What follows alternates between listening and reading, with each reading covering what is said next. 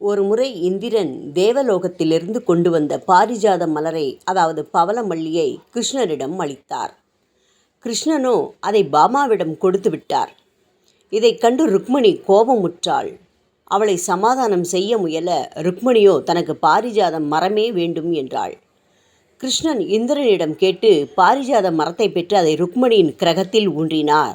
ருக்மணி சமாதானமானாள். ஆனால் அந்த மரத்தில் பூத்த பூக்கள் அனைத்தும் பாமாவின் வீட்டில் உதிர்ந்தது. ருக்மணிக்கு ஒரு பூ கூட கிடைக்காமல் போனது.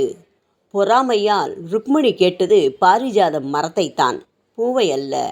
அதனால்தான் இன்றும் கூட பாரிஜாதம் என்ற பவளமல்லி தானாகவே உதிரும் தன்மையுடையது. வாயு புராணத்தில் மற்றொரு கதையும் உண்டு. முன்னொரு சமயம் பவளமல்லிகா என்றொரு தேவதை சூரியன் மீது காதல் கொண்டு அதை அவரிடம் தெரிவிக்க, சூரியனோ அதற்கு மறுப்பு தெரிவிக்கின்றார்.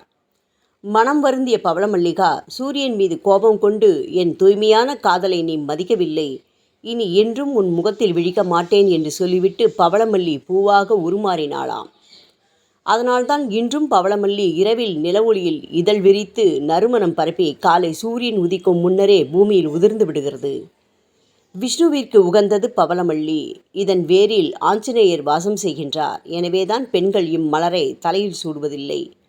பொதுவாக தரையில் விழுந்த மலரை சுவாமிக்கு சாற்றுவதில்லை. ஆனால் பவளமல்லிக்கு இந்த விதி பொருந்தாது. காரணம் விஷ்ணுவின் கருணை. ஒருமுறை பிருந்தாவனத்தில் கீழே விழுந்த பவளமல்லியை ராதை எடுத்து கோர்த்து கொண்டிருக்க, கிருஷ்ணர் அதன் நறுமணத்தில் மயங்கி ராதை கோர்த்த பவளமல்லி மாலையை நுகர்ந்து தன் கழுத்தில் அணிந்து கொண்டாராம். அன்றிலிருந்து தரை தொட்ட பவளமல்லி இறை சூடும் மலராயிற்று.